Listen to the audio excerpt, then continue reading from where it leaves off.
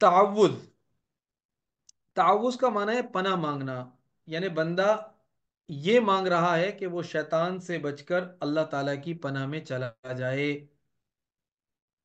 مردود کا مطلب ہے رد کیا ہوا، یعنی جسے اللہ تعالیٰ کی بارگاہ سے نکال دیا گیا۔ قرآن پاک کی تلاوت سے قبل یہ پڑھنا ضروری ہے، جیسا کہ ارشاد ہے سورہ نحل میں، اللہ فرماتے ہیں فَإِذَا قَرَأْتَ الْقُرْآنَ، جب تم قرآن کی تلاوت کرو، فَاسْتَعِذْ بِاللَّهِ، تو تم اللہ کی پناہ مانگ لیا کرو، من الشیطان الرجیم، شیطان مردود سے۔ تو اس آیت کی روح سے ہمیں یہ پتہ چلتا ہے کہ تلاوت سے پہلے اعوذ باللہ کا پڑھنا یہ ضروری ہے، اور قرآن ہی کا حکم ہے کہ جب بھی تم تلاوت کرو تو اعوذ باللہ ضرور پڑھ لیا کرو۔ تو چونکہ نماز میں ہم نے ثنا پڑھی ہے، ثنا کے بعد اب ہم نے سورہ فاتحہ پڑھنی ہے، اور سورہ فاتحہ یہ تلاوت ہے، یہ قرآن کا حصہ ہے۔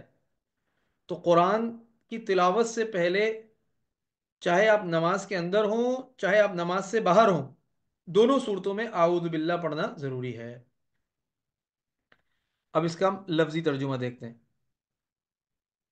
اعوذ، میں پناہ مانگتا ہوں، باللہ، اللہ کی، اللہ کی پناہ مانگتا ہوں، یعنی اللہ کی پناہ میں جاتا ہوں، من الشیطان الرجیم، شیطان مردود سے۔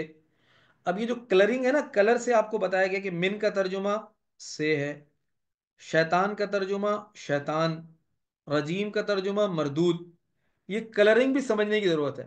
اس کی وجہ یہ کہ جب آپ ایک زبان سے دوسری زبان کی طرف آپ جاتے ہیں تو سیکوینس آؤٹ ہو جاتی ہے۔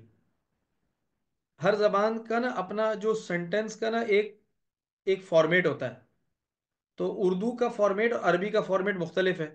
تو عربی سے جب آپ اردو میں ترجمہ کریں گے تو لفظ کے نیچے لفظ کا ترجمہ نہیں ہو سکتا، لیکن کلرنگ سے آپ پہچان لیں۔